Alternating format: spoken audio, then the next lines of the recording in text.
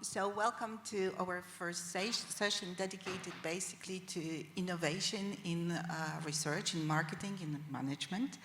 I will repeat, very happy to welcome you. I know it's the really, really long way to reach Katowice, especially from New Zealand. I think it's the furthest destination that you can choose, flying from Poland.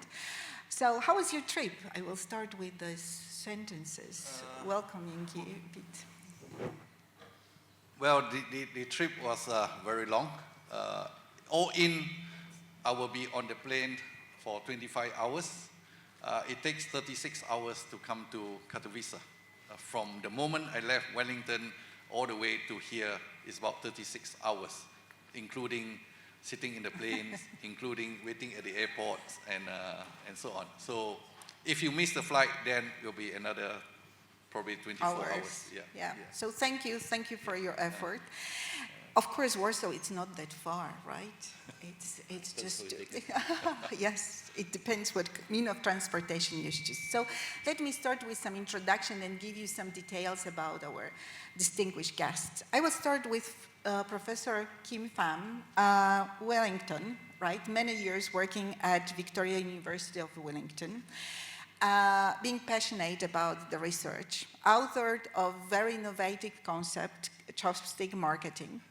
Also, he is very active in the field of creation and being creative, being founder of Asian Journal of Business Research, founding of and editor of Journal of Halal Service Research, which is very interesting, especially from our perspective. Also a founding director of marketing in Asia Group. He's an international marketing professor, right? We know each other for many years, yeah. Right? I had a big privilege to take part in your conferences being organized all over Asia. I'm sorry. And so welcome to Katowice and to our university. The second guest, yes? Thank you very much. Yeah. You're welcome. Thank you for the invitation. Yeah. The second is Professor Yuri. It's a bit further even, right? Auckland, it's the North Island, as far as I understand, on the top of the island.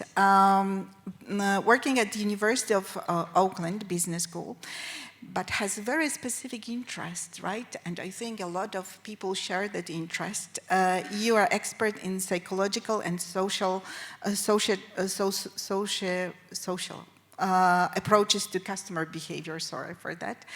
So it will be really interesting to see how the marketing, how the research from that perspective looks like, I mean, from New Zealand perspective.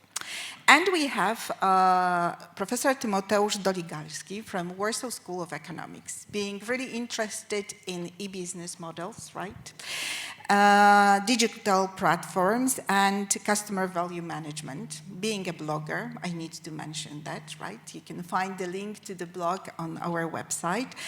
Also being head of the e-business unit at Warsaw School of Economics. So welcome to Katowice, right? From some of you it's the first time, but I hope you will enjoy. If I may start, so please, Kim, can you start with... Yeah. Because I guess you have some presentation. Yeah, I have some presentation. I was looking at the topic, and I find that why not I start with a presentation, and then try to interest you into what the research, the impact of my research in terms of business ethics and etiquette, and we work from there and see where economics without borders, is it applicable? Given that today, with globalization, you're looking at people from all sorts of, all parts of the world come together. What are important to them? Okay, so basically, that is what I'm going to go through quickly. So these are the topics that is for presentation, and I did a study on 3,000 over responses which I received from across the world, 5 continents, and the responses. So So far, I can say there are 92 countries participated in my study. And so let's see what's the result like. So I just quickly go through it. These are the demographics of the responses. What we are interested is to look at business ethics, code of conduct, okay? And business etiquette is the manners that is upheld by the people involved in doing business. So whether you are Polish, whether you are Slovakian or Hungarians or Chinese and so on, you will have a certain code of conduct. Okay, so let's see what happened now. So there's a buyer-seller relationship. Now, why was I interested in this buyer-seller relationship is that given today's world, sustainability, okay, so we have to make sure that the company produce something where the consumers are interested. For your generation, you are very interested in sustainability. So if the company say that we are going to reuse the oil, for example, are they really doing that? So in that sense, you're looking at business ethics and etiquette. So you can see that there's a total means and so on, how important are business ethics and etiquettes between buyer and seller. Okay, so this is just give you an idea. And if you look at in terms of business ethics and etiquette, you find that in 2019, the importance of business ethics in America compared to the rest of the world is very different. Okay, so the importance they place, for example. So you can see that credibility was more important in 2021, 2022 compared to 2019. So those are the things that I highlighted, and these are the importance in between buyer and seller for business etiquette. Okay, and you can see that there's the importance of meeting commitments and so on. So the important part is meeting commitments. It's no longer say, oh well, I produce everything and sell, there are people going to buy. Okay, so there's a buyer-seller relationship here. So, and it's important. When they like it, they will buy your products. Okay, and the importance of the business etiquette, ethical fairness is consistent across the world. Okay, very important. All right, so you can see that positive. I'll just go through quickly in terms of the explanation here. The main aim is for you to come back here on Friday, where I can give you more time to discuss it. Okay, so if you have any questions in terms of thing, you can see that, okay, let's concentrate in terms of New Zealand. Okay. So, is it here? Yeah. Okay, as you can see, New Zealand here, in terms of personal behavior, is low. But in terms of business etiquette, fairness is consistently high, and in terms of business integrity is very important. So, based on this sort of research, we're looking at the importance of research. The impact will be if we know more about our customers, and the customers know more about how the businesses work, and then you'll find that you improve in relationship performance. Okay, right? So you can see that if you have good relationship with your customers, it's very important. So you can see something here in terms of the circle. So Indonesia, for example, business people demand very high business ethics and etiquette. It's so high that the results, that the relationship will not prosper. Okay, so perhaps we shouldn't be aiming so high. We might perhaps reduce our hope. Okay, our wish to improve on relationship performance. Okay, so and similarly, like for example, in terms of business etiquette, Middle East, for example, are more interested in social status. So if you have visited Dubai, Oman, Bahrain, and so on, you find that people down there are they put very much emphasis on status. Okay? So if you go there and your status is a professor, you have more respect than your status as a lecturer. Okay? If you go there, if your status with a degree is less than, you have less status compared to someone with a PhD or a master's. Okay? So that is in terms of status, and it's very important in these countries. You can see in Australia and New Zealand, it's the other way around. Okay? It's more about business integrity. Okay? So business integrity is more important in Australia and New Zealand compared to Middle East countries like Saudi Arabia, Sudan, United Arab Emirates. Okay? So I would like to give you one more slide to see type of industry. So again, the industry varies, right? You can see that professional communication is more important in information industry compared to other sort of industry. And corruption index. Okay? So I'd like to stop here. I'll give more time that we share with the time that we have here. So to start off with the discussions about debate, the importance of research, the impact of the research here is very important, okay, for everyone. And let's open the floor and for discussion. If you want to know more about this, come back on Friday. I'll continue with my slides. Thank you. Thank you very much, Kim. Yeah. If you look at the main trends of the research in marketing identified by Deloitte recently, you can see that business ethics is one of those topics that are highly researched. And what is interesting, if you compare the different cultures, right? Yeah. You can see the different factors that plays the role, and for sure the intercultural element will play a significant role if you compare the countries like New Zealand and Australia towards the Asian countries, which are more like, let's say, status-oriented, right? Comparing to I mean, more... this study, we found that out of 92 countries, we tried to group it into least corrupt country to the worst corrupt country. So Australia and New Zealand fell under the least corrupt country. And you can see that their requirements, business ethics and etiquettes, basically is assumed that in these countries. Whereas if you go to Nigeria, the most corrupt country in the world, for example, the business ethics and etiquette is very important before they even start to do a business relationship with you. So that's why I'm proposing that we move from just relationship building to an ethical partnership for the next generation. It will be interesting to see how it, from more applicable point of view, for the next session, right?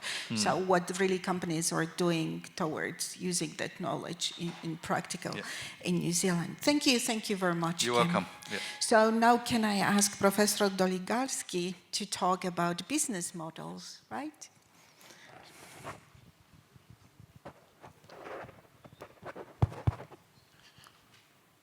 Okay, can I have my presentation, please? Oh yeah, thank you. Okay, so a year ago I went to have a beer with my colleagues from SGH Warsaw School of Economics, and I asked them a question, and there was a silence after this question, and the question was following. What is, in your opinion, a breakthrough idea in the science of management? So, was there any idea in the management which changed the way we think, change the papers they are quoted, cited, and so on? And there was a silence after this question. And one of my colleagues said it is the business model canvas by Osterwalder and Pinier, which changed how we think about business models. And the other colleague said it is the platforms and platform thinking that changes the way how companies compete, which companies are the most worthy, and so on. And now I'm going to give you some insights on platforms. So this is what I research, this is what I teach, and I'm sure that you're aware that platforms are present in everyday life of us. Like probably each of you have used some of the big tech companies within the last 30 minutes, but I would like to summarize it. So the first question is, what is a platform? And there are two ways to define a platform. The first one is technological. So a platform is a product on which the other products are built. So basically, for example, Microsoft Windows is a platform because there are other software working in this. Maybe Tesla is a platform if there are other producers which produce parts to Tesla and so on. But there is also like economic definition of platforms, which is a bit different. So a platform is a company which allows other entities, other actors, other people to interact with each other. So basically it's an intermediary which gather people and allows interaction. And this is the economic or managerial definition of platforms. And platforms are different because you may think about Allegro or Booking.com as a platform. You may think about Airbnb. This is a great example. But also the meme websites, also the websites with recipes are platforms. Also the regular forums in which people discuss are platforms. They do differ. They have different mechanisms, and this is what I want to talk today. Platforms do matter. They change how they are present. They have been present, digital platforms have been present with us for the last 25 days. And they've made our life easier. They've allowed us to make transactions simple, faster, and probably the transactions are cheaper, like they cost us less. However, they force different companies to act within their ecosystems because they offer money, they offer clicks, they offer revenues. But in order to take advantage of a platform, the company needs to adapt to the platform, needs to invest in different assets, which the assets which will not be used anywhere else outside the platform. So basically, many companies right now are like prisoners of platforms because they take almost all their customers from a platform. And let me give an example. I went to a small hotel somewhere in the province of Poland, and it belonged to young people in their 20s. And I asked them, okay, this is all fine what you do here, but in which way do you acquire customers? And they said, we get all the customers from Booking.com. And I said, all the customers? Yes, I said, like something like 90%. Then I told them, okay, so you may be in trouble. When Booking.com changes their algorithms, they may stop liking you and you will not get any customers. So I advise you to try to acquire customers also in a different way. And in this way, this company, this small hotel was a prison of a platform which is Booking.com.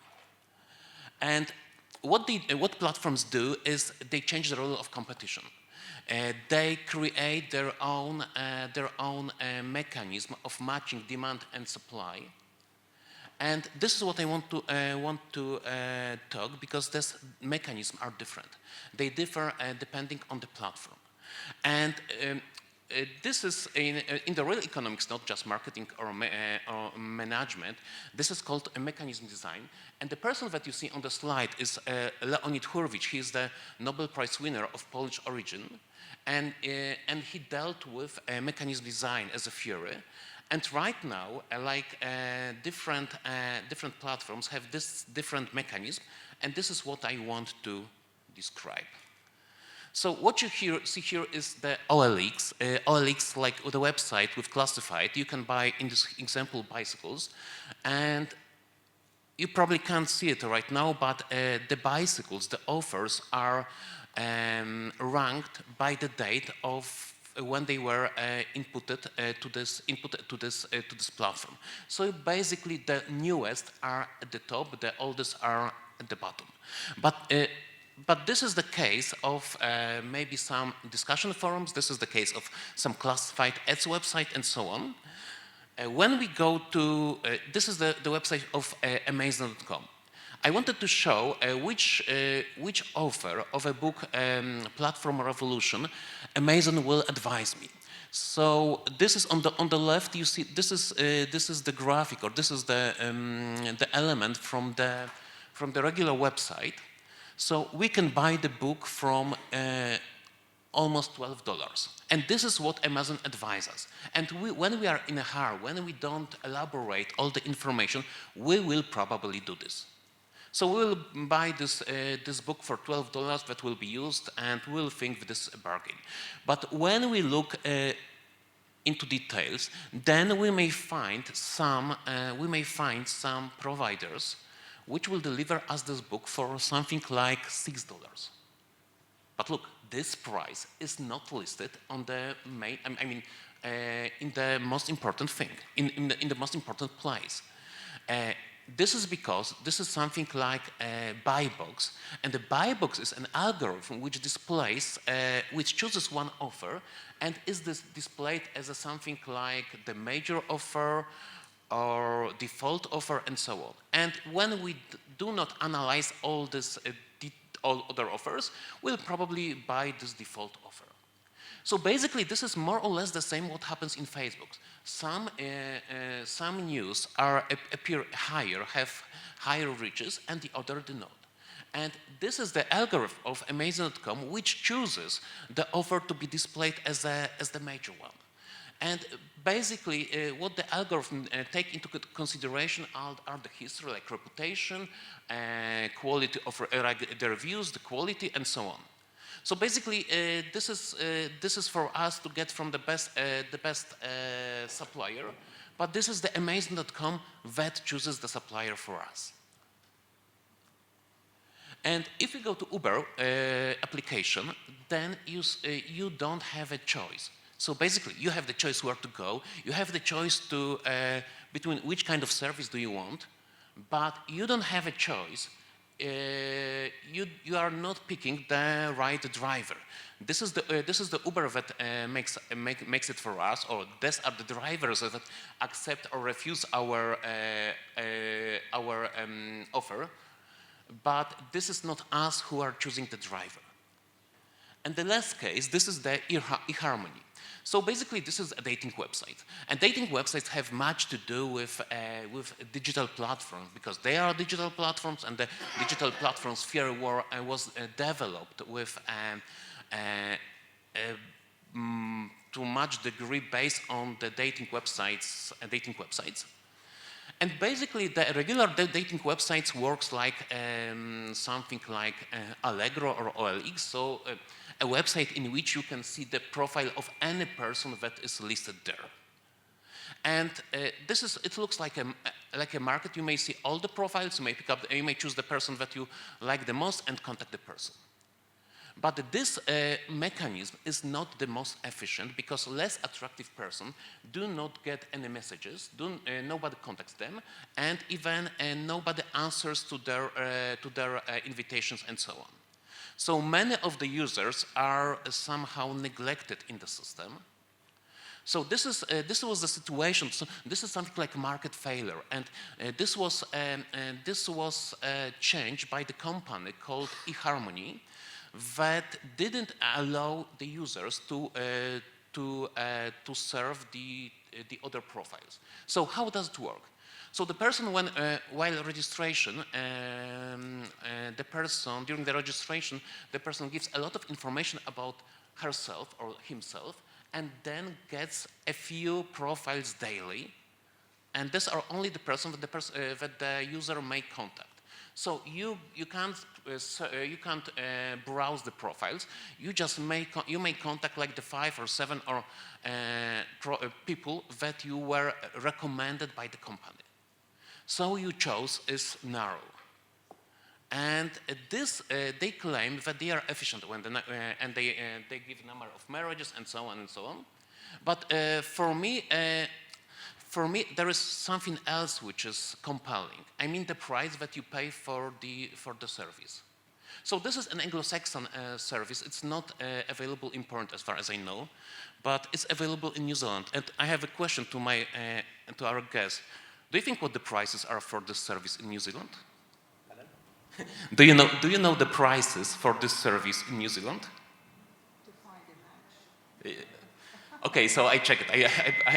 I assume that you will not know it. So it's something like $300 per year, And in US, it's even higher. I mean, they don't display the prices, so I found it on another website, and they claim it's something like $600 yearly.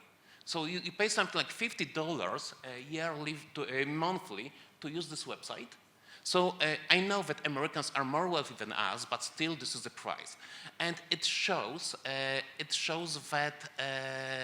choosing the right mechanism may allow you to make more money than just creating something which is a copy of an open air market in which everyone can see everything. Thank you. Thank you very much. So it's another very interesting area to research, especially that I think it will be nice to discuss in the second part in our session about the consequences, like you said, about marriage index afterwards, for example. Thank you very much. And what about psychology and customer behavior? What is happening there? Yeah.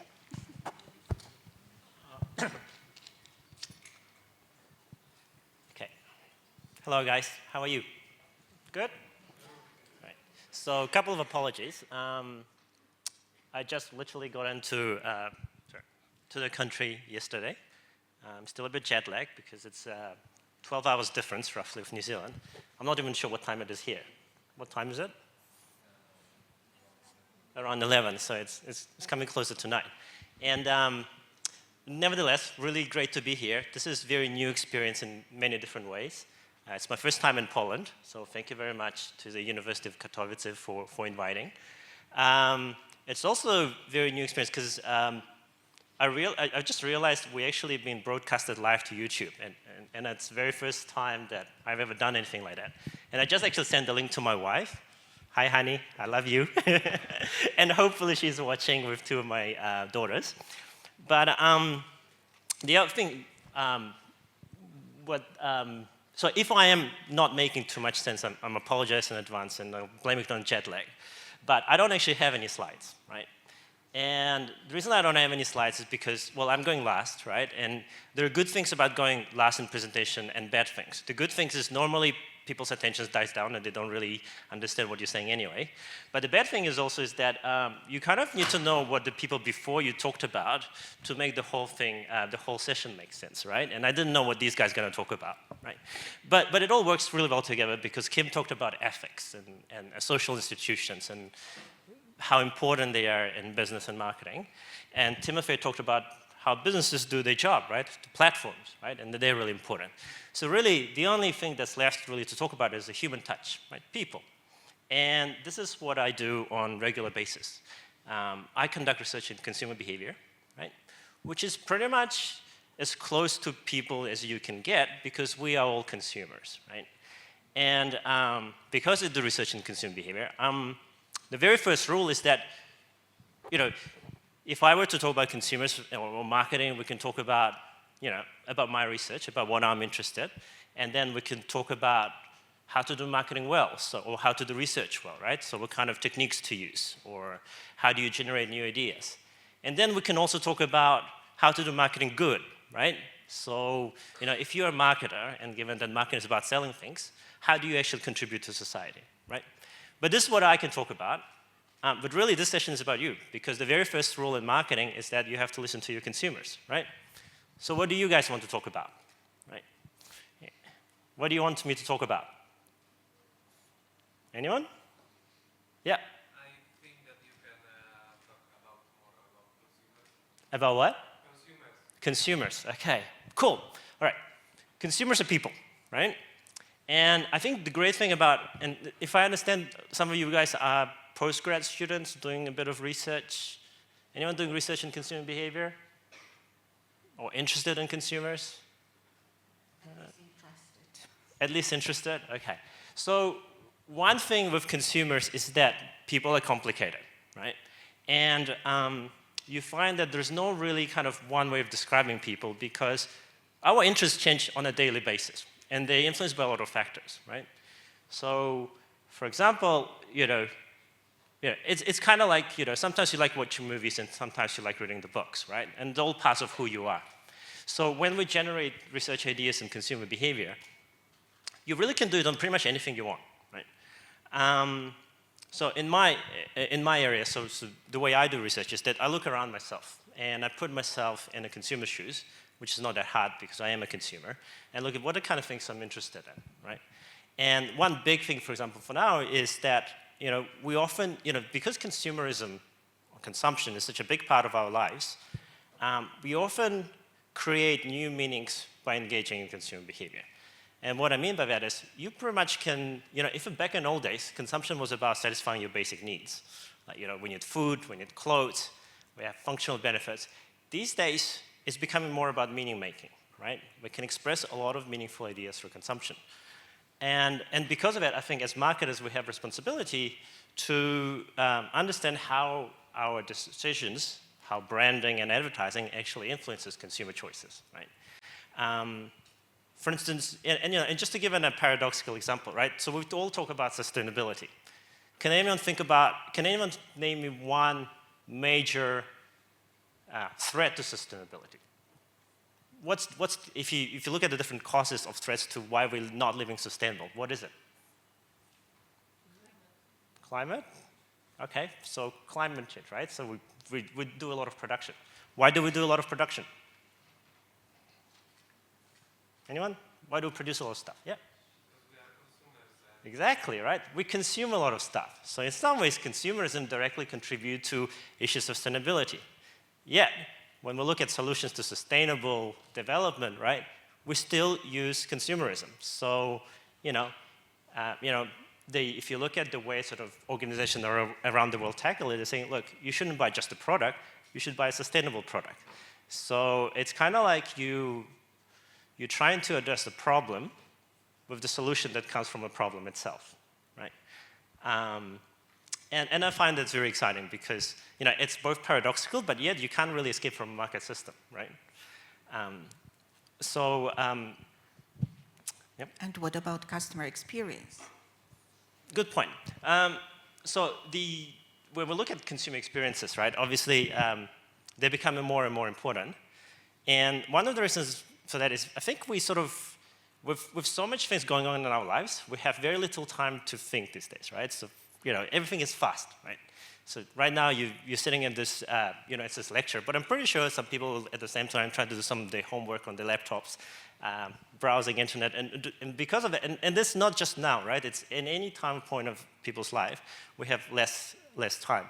So because of that, what I think, the way we make decisions becoming much more heuristic rather than planned, right? And a lot of times the external factors, right, the things that are not related to planned behavior influence our decisions more than actually planned ones, right? And that's very interesting for marketers because, how do you sell shoes, for instance? Or how do you sell clothes? What do you focus on? Do you focus on the quality of the products? Do you focus on, distribution systems? Or are you trying to reach consumers by making a meaning and staging meaningful experiences, right? And we have a lot of companies that focus on the later, like, companies like Patagonia or the luxury brands, that they don't really talk about what the shoes are made of. They don't talk about what,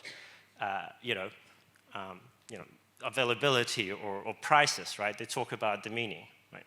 And again, and there's so many different paradoxes in it. So I'm not sure if you guys seen this, but one of the classical examples of paradoxical marketing is when Patagonia came up with this campaign saying, don't buy this jacket, right? So they're selling clothes by telling people not to buy clothes. And yet they're doing really well if you look at the sales, right? Yeah. It refers to the idea not to consume that much in the end, right? Yes. My question is about emotions and the influence, like how emotions are used by marketers to influence the customer behavior. Probably it's one of your topics because it's kind of hot topic right now.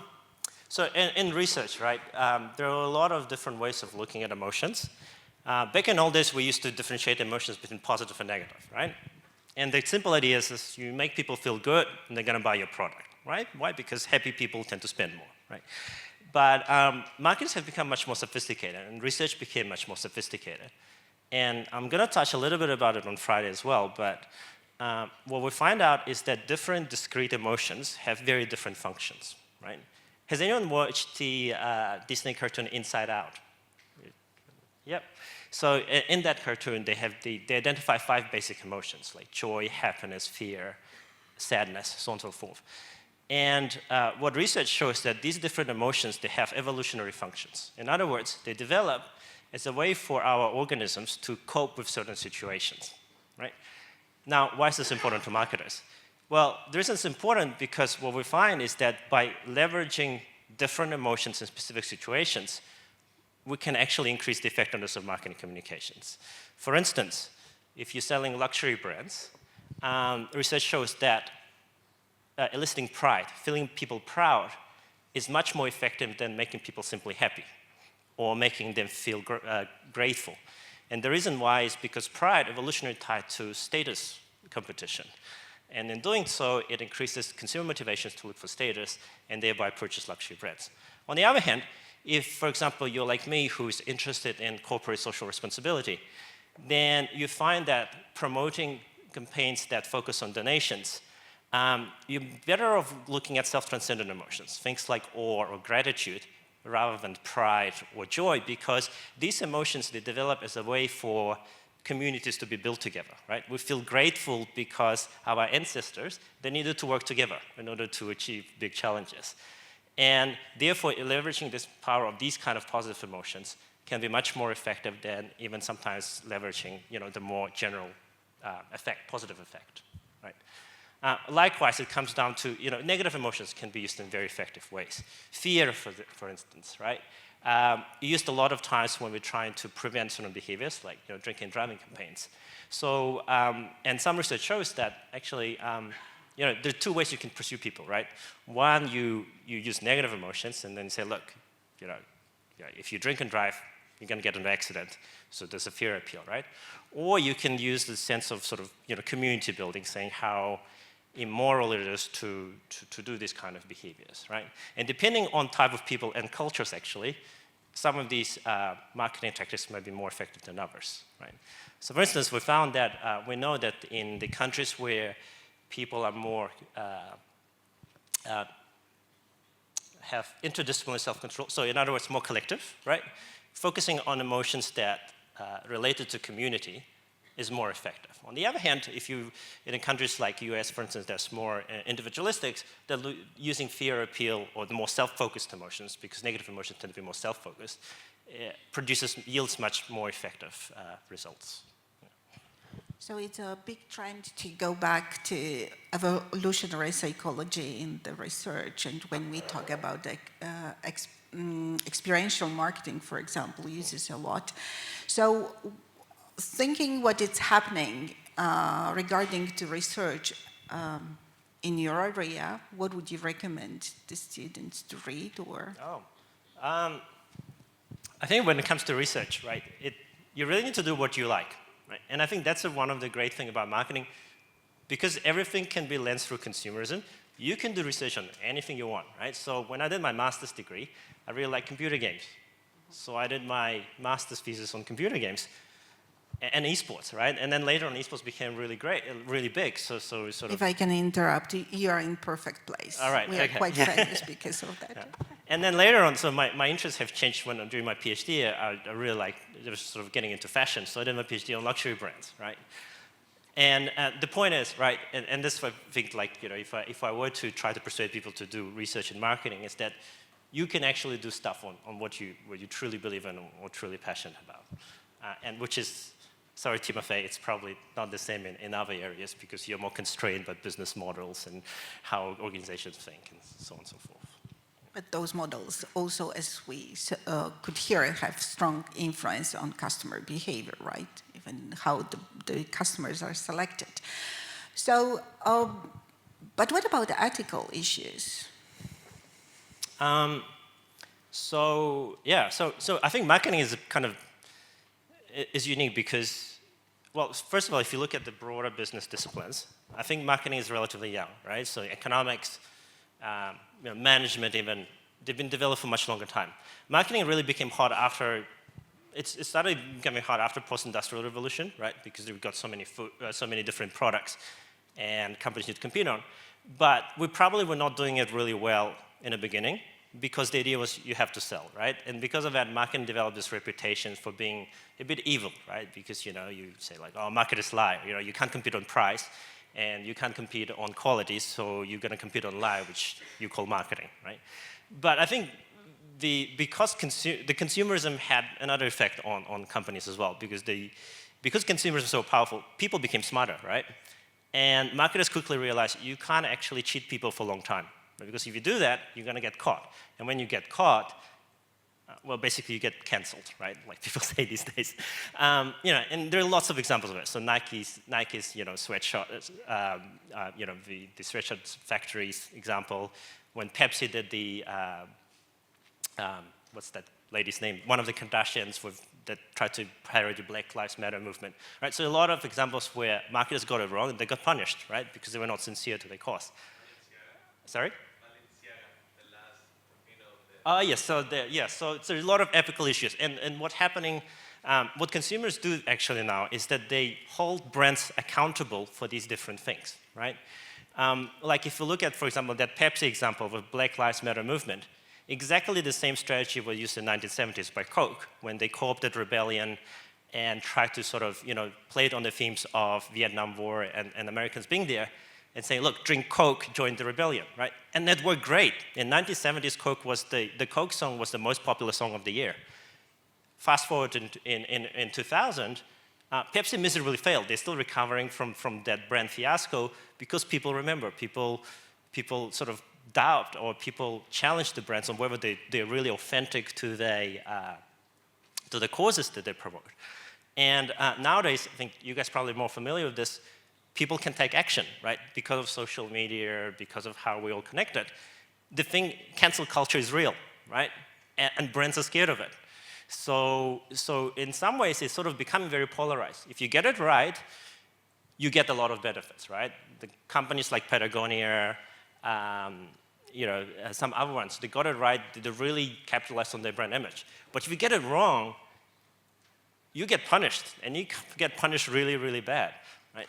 So I think coming back to moral issues, it's becoming a two-edged sword. You either get it really well, or you get it really bad. Can we change the questions? Are the customers ethical? Do they need to make any misbehaviors or even pathological behaviors in the market? So, because it's not only the companies that they play unethical, what about the customers? Very good question. So one area of research that is on consumer responsibilization, right? And the idea here is like, it's more of a sociological kind of take on it, but there was this interesting discourse happening, right? So for social issues, we tend to blame governments, right? Back in old days, we blame governments all. Something's wrong with the economy, something's wrong with the, you know, the culture, you blame the government for it. But later on, we started blaming companies, right? Saying, look, you know, we've got all this, especially with globalization, you know, we've got these corporations like Starbucks and, you know, Nike, you know, they go into developing countries, you know, use unethical practices. So we blame a lot of them. But what's happening more recently, I think, is this idea of consumer responsibilization, where we kind of shift the blame not just on the, I mean, we still blame companies and businesses, but we also feel ourselves, we have a moral obligation to do things well, right? And what I mean by that is that if you look at how sort of discourse is changing about social issues like cultural appropriation, right? So cultural appropriation is when a brand uses the cultural symbol in a ways that not appropriate, right? So it's, for example, it's when, say, an American brand uses, appropriates an Asian culture and makes it look somehow less of, right, or commoditized, right? So obviously there's a lot of, you know, for example, Dior with the, they had this issue with, I think they appropriated Chinese dress in one of their collections. Which backfired a lot in China, for instance, right? But there's also another layer to it, which is now is like, what about you as a consumer, right? So if you're a consumer and you're buying a Dior dress that was appropriated, say, from Chinese culture, do you participate in cultural appropriation? And what we find much more recently is that consumers feel somewhat obliged to do well, right? to do right choices. So with big movement in sustainability, it's becoming more difficult for consumers to go into fast fashion shops, for instance, right? Because you're not sure how you're going to be judged by others, right? And whether they see you. So social pressure kind of creates this idea of consumer responsibilization, which makes consumers, I think better. Yeah. So it's, yeah. Don't you think that our social responsibility is another step in our needs hierarchy, because we have all the basic needs checked and ready, and now this is our step as consumers to have another need completed. So need for the bigger picture, bigger impact in our environment. So could you agree that we also, as the market, created that need in us, and also this is the fulfillment of this need? So we both impact each other. So not only the market is the bad guy who fuels consumerism, but also us, and we are too much connected. I think. We cannot change one thing, Yeah. and it's problem solved. We also need to think if this is my need, or it's because I saw a nice poster. I think you're really onto something very important. Yeah, I totally think it's not even like it's kind of like it's co-opted relationship, right? So, and you're right. I think it comes down from the idea.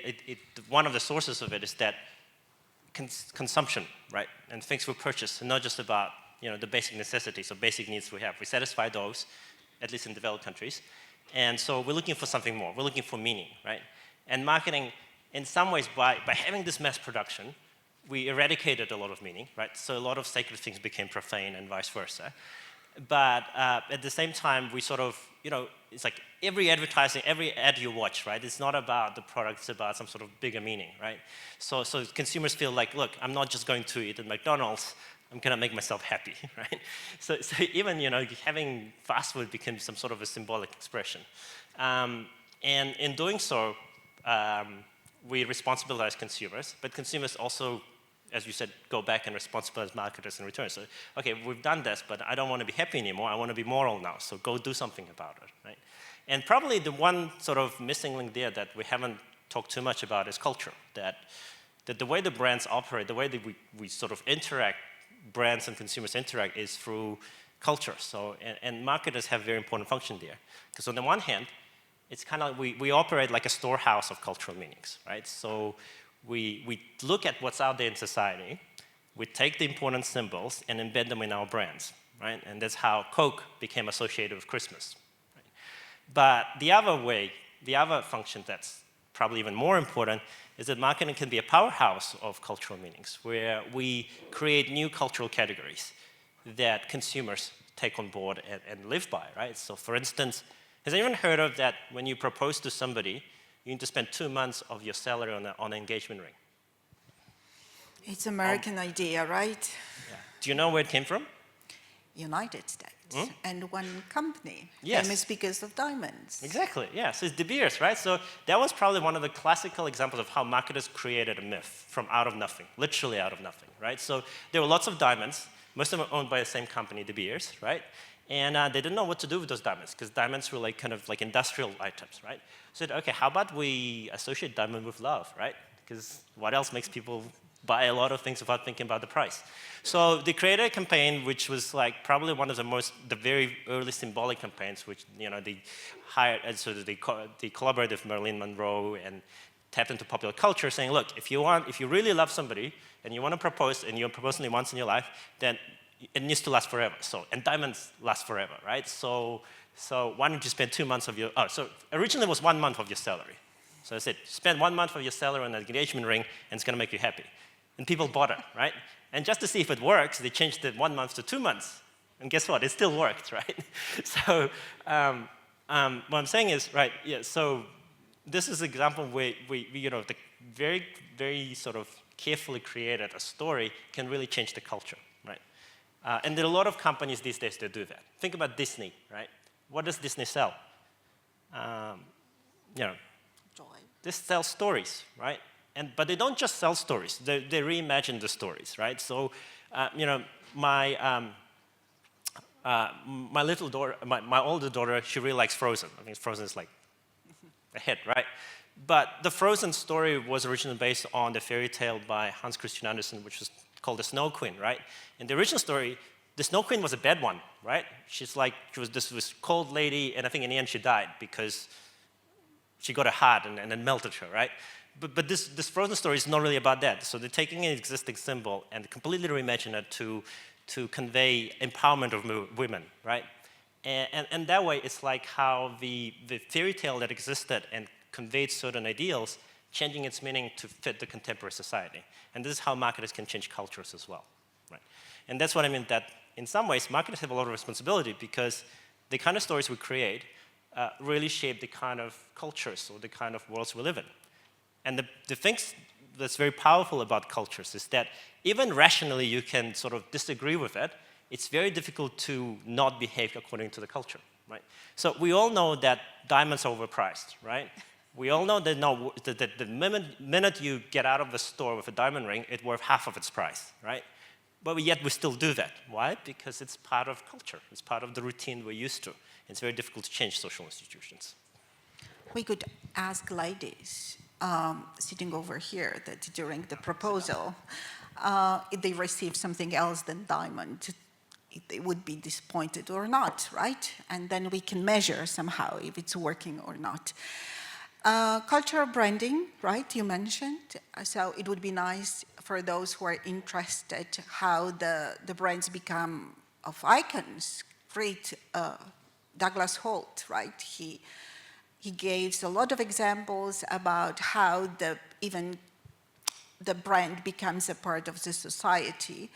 Not only connected with the situation, but also being like kind of the iconic for the movement. So if you think about flower power movements, you have Volkswagen, for example, or the other movements that are happening from 70s till now, so you can associate with the brand. So cultural branding might be also. You mentioned the story, and so it eagers me to ask about the archetype. You mentioned Frozen, right? And how the brands are using the archetypes to create, to use what we were learned as children, to play on that. What do you think? Because it still is like using what we know, what is familiar, how we behave, what we were told by parents, be good, not to be bad, right? So you are promised to meet the prince and live very happy afterwards. Is it the truth? The brands are promising that. I think my personal opinion, right? I mean, culture is made-believe, right? It's not a natural phenomenon. It's something that people create. And but they're very enduring phenomenon because it gives us a sense of continuity, it gives us a sense of history and sort of self-identity and things like that. And what's happening today, I think one of the big issues that we're probably facing socially and marketers can do something about is polarization. Is that increasingly people becoming, so for example, if you look at political issues, right? People have a left or right, right? And that's, well, so, I mean, it depends where you are in which part of the world, but I think there's becoming increasingly more of this tension of that, that people don't just sort of try to find a common ground, but try to shift in a particular direction, right? And it creates issues, it creates tensions. So in my research, for instance, I found that, so much of it has been conducted in the US, right? But political ideology really, in some countries, it really sort of, it really determines how you think, right? It determines the way that people choose the brands, for instance, right? So there are certain brands that are so tied to political ideology that, you sort of feel like your whole segment is around certain types of consumers who believe in certain things. But it also, it's also pervasive in other ways, right? It's not just about like you're Democrat or Republican or you're Labor or National. It implicitly influences us because it influences the kind of this implicit assumptions we have about the nature of the world, right? So if we look at it, right, so if you're more liberal, then you tend to think that, in terms of moral foundations, the people tend to prioritize equality over fairness, right? If you're conservative, it goes the other way around. You prioritize fairness over equality, right? And these kind of things, I think, because we're much more connected, they're becoming the issues of tension, right? And this is a space for brands sometimes, right? So Yeah, they so like things started to be the iconic for those tensions. Mm. And if you support some kind of the ideology, you buy those brands to show, right? It can go from something that goes because of other elements like being vegan, right? Being sustainable, right? Or also because of political reasons. But I guess the question or the issue I have with that is that should you capitalize on it, or should you find a ways to reconcile it, right? So is it right for brands to leverage the power of political ideology to create further polarization and further division? Or should we perhaps as marketers finding a ways to find some sort of middle ground, right? That you use, for example, branding as a way of promoting the opposite political ideology, so trying to get people to find a different perspective for that, right? And knowing what we know about the role of emotions, the role of cognition, about what determines our openness to experiences, we actually do have the tools to do that. Okay, thank you. I actually want to add something. What Yuri has mentioned here is in terms of polarization, and all the marketers have to go for the middle ground and try to influence the consumers to not to polarize, for example. The question here is, will the consumers take your side? I mean, will the consumers ethical towards what the marketers are doing? Okay. Take, for example, in New Zealand, we have kind of banned the caged chicken eggs. Okay. As a result of the ban, that we can't sell any eggs from chicken that are caged, and the price has increased from normally $3 for half a dozen of eggs to about $8 for a half a dozen of eggs, and the consumers are complaining. So on the one hand, you can see the consumers demand that we have to be ethical. And when the marketers implement that, and the consumers say, no, we can't afford it. Okay, so that again goes back to what I'm trying to promote here, is that should we be moving from relationship marketing towards more of ethical type of partnership? So if you want to be ethical, both sides has to accept it. Okay.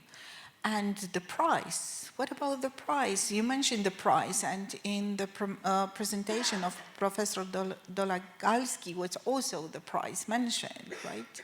So maybe it's not about the need and my ambition, it's what can I afford in the end. Yes. I think its price here is more to do with ethical fairness. So what do you think is fair to pay for half a dozen of eggs? Okay. So I experienced that in New Zealand, that the half a dozen of eggs has increased from $3 New Zealand dollars to about 8 New Zealand dollars.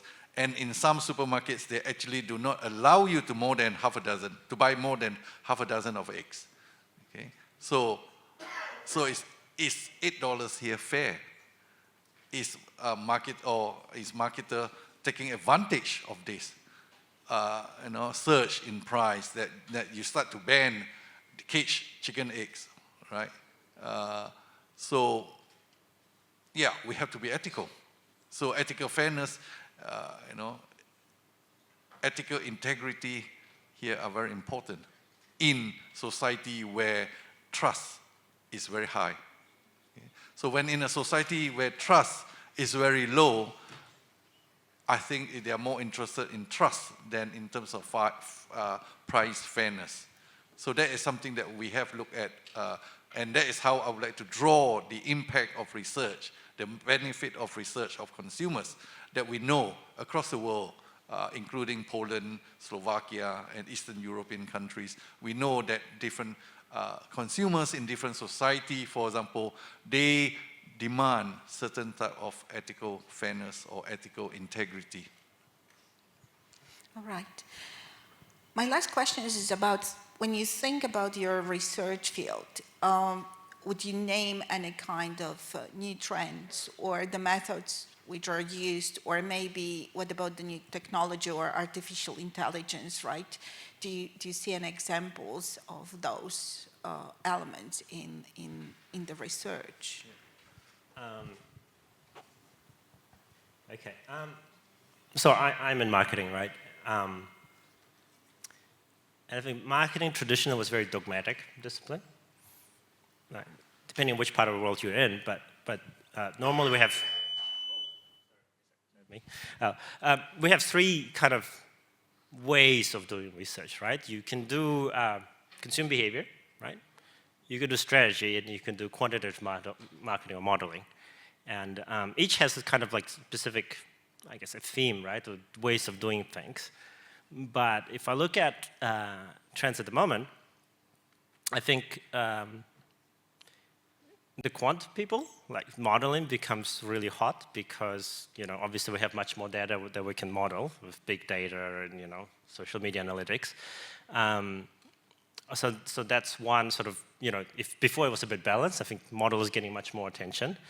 But also I think there's more movement towards mixing different paradigms together. So very often in the top journals you can get a research that, you know, they do some modeling and show, look, you know, it shows external validity, right? That, you know, it works in the field, and then it followed up by a series of experiments to show a causation that, you know, it's not just random. There's actually a specific kind of causal relationship that underlies this effect. In terms of what you talk about technology, I think in my personal field that I do experiments, it was both blessing and a curse. It's a blessing because you get access to more data. So back in old days, if you do experiments, you have to do it with students, like in a classroom like this, and you randomly assign people in 2 groups. It takes a long time, right? Because you need pen and paper. So, you know, each experiment would take like a week to do, right? These days, you have online panels. You can do experiments like in 5 minutes, right? With much bigger samples, right? So these days, for example, a typical, in marketing journals, you need to have 100 people per cell when you conduct experiments. But it was also, so from that perspective, you can do much faster research and much more efficiently. But the other side of it is also reliability issues. The fact that it's so easy to do we actually generate correct, truthful insights, right? Or is it just a fluke? Or is it just, do people do your experiments? Are they actually real people, or are they bots, right? And this is very particular for our era, I think, because there's a lot of misrepresentation, right, or misinformation that we encounter, like things like ChatGPT, for instance, right? You know, these things can lie, right? And you don't know if it's even a real person or not, right? So that's something probably would create a much more challenge in the future. It's a good point. Thank you. Business models and the research there. How would you conclude? Okay, if you ask me about the trends in research, so I'm pretty bad at trends because I rather concentrate on what is constant, the same. But what I notice is the growing complexity. So almost everything is becoming more and more sophisticated, and this is now the question: how we research it, how we approach it. And one way is what you mentioned is sophisticated quantitative modeling. So there are models of sophisticated systems. However, these models are also sophisticated and they are easy to understand without a proper knowledge. The other approach to complexity is in research, this is what I did and what also to some degree my students do, is qualitative research based on in-depth interviewing. So recently I studied two areas. One of them was programmatic advertising and the other one was advertising in metaverses in virtual worlds. And basically this is difficult to research, like to research the whole system in a quantitative way. Surely, like programmatic advertising is the kind of advertising the way in which advertising website on advertising is displayed right now. So basically, you go on a website, there is an advertising, you don't pay attention to how it is, and there is a lot of companies between the website, the publisher, and the advertiser. So it's not like one platform. There's a lot of platforms which overlap each other, and they pay different functions, and there are some additional companies which provide data or which provide brand safety. And to sum it up, even the insiders in the industry say it's complicated, sophisticated, and they don't have the full image of it. So how did we research it? We just conducted like 30 interviews with 30 people from different companies from this industry, and they gave us like their opinions from their angles, from their perspectives, and in the way we managed to get an understanding how it works.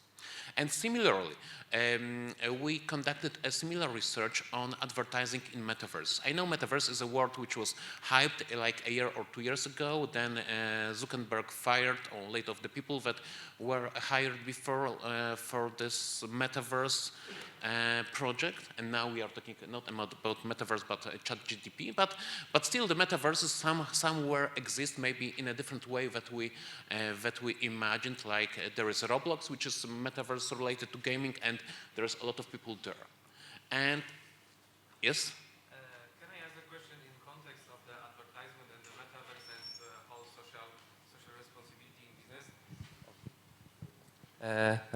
Okay, because in the metaverse advertisements, when the whole place was loud, I found a bit a problem, because it was marketed as a space where we will consume goods without producing them, so we will save the planet and reduce consumption of the resources. But everybody has to have computer, not the bad computer, better computer. We have political tension about the resources needed to make processors, and we have them very limited on very exact places in Earth. So I found it contradicting, and I think that it wasn't spoken that much, that we all said, yeah, we will live in the metaverse, we will pay for the goods and we will not produce them, so planet will be safe, we will have less manufacturers. But whole computer systems, everything hardware is related to the pollution, and it's more dangerous than a clothing factory like, I don't know, Resort or something like this, because we have to use resources which we have very limited. They usually gathered in the not so social responsibility ways, because we have many scandals about mines and other stuff. So I think that was missed. I didn't heard anyone said about this factor. What's your opinion about it? Maybe I misunderstood this. Good question. None of my respondents mentioned this corporate social responsibility in the context of advertising in metaverses. And this is not that they don't care. Maybe it's a bit too early, because so far we don't know what are the metaverse, like what is the final form of the metaverses. So far there are many metaverses. For example, this related to gaming, the one like Decentraland, which is kind of settlements where people go, build houses, they communicate or interact as avatars and so on. And there are also metaverses which are more like tools to communicate. For example, this our meeting could take place in metaverse, and it wouldn't be like a virtual world, that would be just a meeting, like a Skype meeting or MS Teams meeting and so on. So there are many metaverses, so this is one thing, and we don't know which metaverses will prevail in the future, because the Decentraland, which was supposed to be the major one metaverse, it's not very often visited by its users. So I don't say it's failure so far, but it's not as big as it was expected. And Roblox, the gaming company, so probably you as young people, you know it, but there is a lot of children and young people who go there to play, but also to communicate, and maybe that play the role of a social media for us. So it's a tool for communicating. And now the other question is, who will be the user of virtual worlds? And one of the concepts is that the people that cannot use the functionalities or the values or benefits of the real world. So we go to the metaverse because you cannot consume the goods as others in the real world. So basically, they may be people who live in a small villages. They may be some people with some inabilities, or they may be people from the poorer regions of the world. So what was noticed that in this metaverses related to gaming, there's a lot of people from the poorer countries, or maybe kids from the poorer countries who maybe cannot afford to go to the cinema, they cannot afford to go to the Disneyland or something, so they go there. So this is also like as something which should be considered, that maybe these cultural goods are somehow distributed to the other people that cannot consume it so easily. Okay, thank you. Kim, what about your field? Anything worth mentioning because of the research, what is happening, or? Well, in terms of international marketing, the focus is more and more into understanding the cultural aspect of your customers. Okay, so where are you from? Which country? And are they similar across the world? Which, from my research, we found out that certain demands, certain ethics and etiquettes are actually applicable throughout the whole world. I look at 3,000 over responses from 92 countries, and we found that basically ethics and business ethics, integrity and business ethics, fairness are actually straight across all the 92 countries that people expect that you should have. It's implied that you should have ethics and etiquettes, ethics, integrity and fairness. But when you come to etiquettes here, the important part is more about professional communication. Okay? So if you speaks well, if you understand the consumers' background, cultural background in particular, they are more likely to expect that there is a better relationship between the buyer and the seller. So that's what I can see the trend at the moment. Thank you. Thank you very much. 1 minute for a question, okay? Or questions, if you can squeeze. Very last question. Because I promised you that we will finish at 11:30, so I would like to keep the promises. So very short question. So it's a simple question. What's the tendency now in the companies? It's they usually more adjust to the existing consumer behaviors with the marketing, or they more focused on the creating new behaviors suitable for them more? Maybe I can answer, because it's less like consumer behavior, it's like the strategy of the company. Well, you can divide marketing activities into two concepts, as you mentioned. One of them is being market driven, so satisfying the needs of the consumer, which consumer articulates. And the other one is creating markets, changing the consumers, changing the way they behave, changing their needs, and changing how they perceive products. And I explain it to students, and I say the difference between these two concepts is bigger than between B2C and B2B marketing.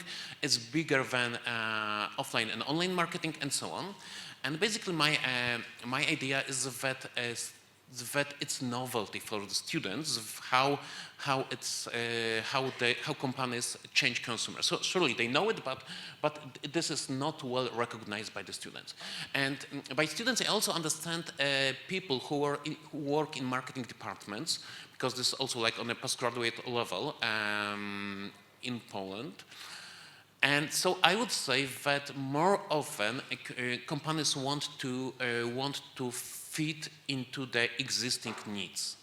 However, if they change the needs, and if they change the consumers, and if they manage to capture the demand, so if they manage to put some isolation mechanism or exit barriers or whatever you call it, they may be more successful, but it is more risky. So, but on the other hand, this is the question: where do you want to finally compete? Do you want to compete in something which will be like perfect competition?